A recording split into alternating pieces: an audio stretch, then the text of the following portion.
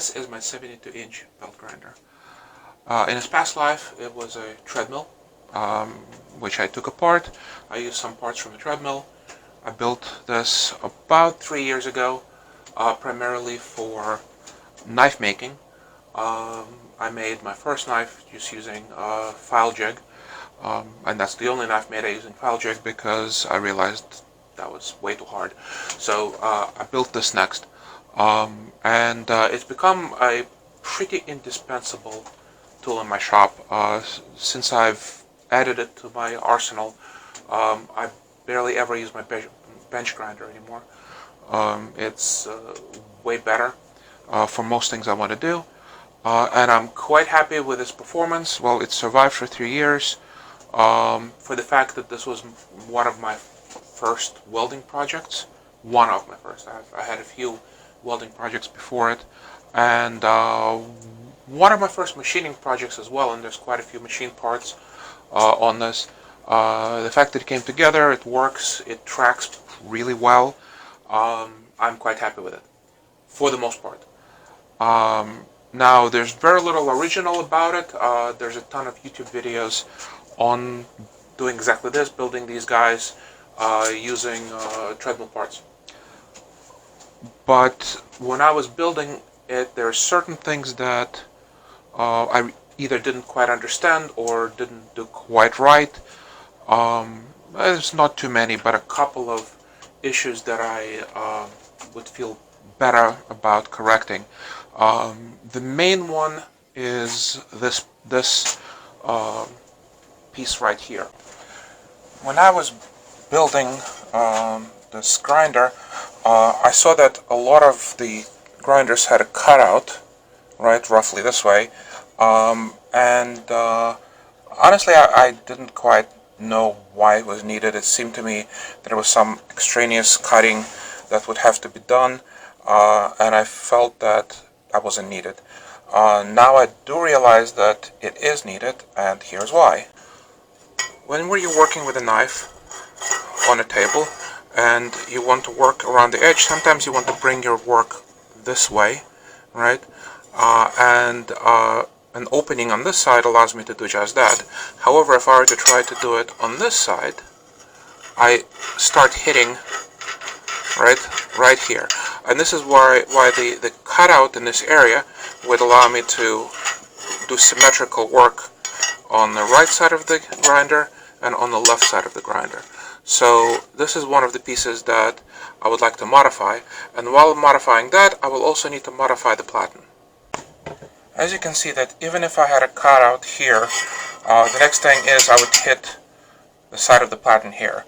Now this platen originally was made out of just some angle iron, and it worked pretty well. However, as I was working against it, the angle iron was wearing out. So I've already made a modification where I took a piece of 1095 high carbon steel. I drilled and tapped it along with the platen, and I attached it to the platen, and I hardened it. So now there's no wear on it. Like I've had it for a while, and you can see that, you know, it's pretty flat. However, the side of the platen here, right, I would hit it with my work. So I would need not only to make a cutout in this piece, I would also need to make a cutout in the platen, which is what I intend to do. So that's the major part of the modification that I'm going to undertake. On a separate note, this table here has worked reasonably well for my work. However, you know, I am, you know, annoyed a little bit by the amount of work it takes to take it off and put it back on. It's attached with 2 bolts right here, and every time I need to take it off and on, which is quite a bit, I end up having to loosen those bolts and just doing a lot of gymnastics to accomplish this. So I'm not going to tackle this right now, but one of my future projects, I definitely want to improve the table. The final bit of modification I'd like to tackle is this bolt right here. It attaches the swing arm, and I mean it's pretty basic. However, when I track the belt off of the left side of the grinder to grind on an angle, it ends up cutting into the bolt over here, and it's already shaved quite a bit. I don't really need that much of a bolt head sticking out, so as the very basic and quick modification, I'm just gonna throw this into my lathe and take off, leaving maybe a little bit over 1/16 of an inch of the head sticking out. That'll give a little bit more room for the belt over here. So that's going to be actually being the easiest part. That's the first thing I'm going to do. So let's tackle this.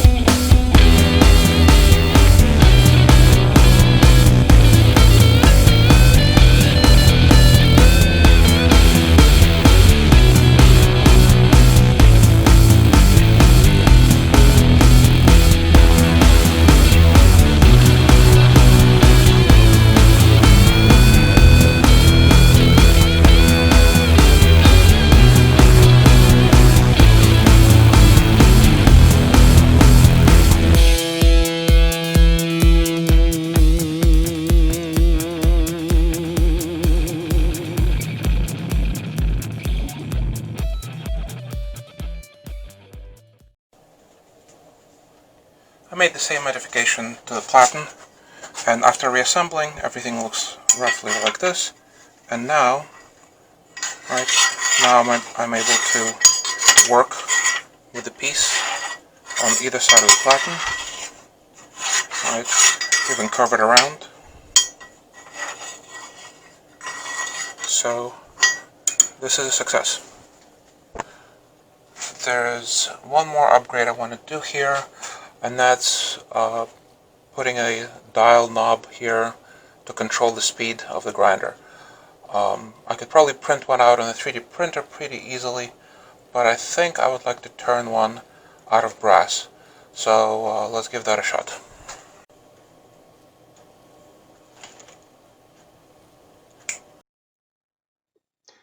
I wish all the projects were this easy. Well, of course not. I lost a bunch of footage of the actual machining due to technical issues, which is probably just as well because people who really do know how to machine things on a lathe would poke a lot of fun at me. But I'm happy with the final result. After 3 years of just turning the rheostat stem, I now have a dial on it, and I'm happy. All of these modifications took me roughly half a day, probably 6 to 8 hours, and they were long overdue, and I'm glad I've finally gotten around to and have done them.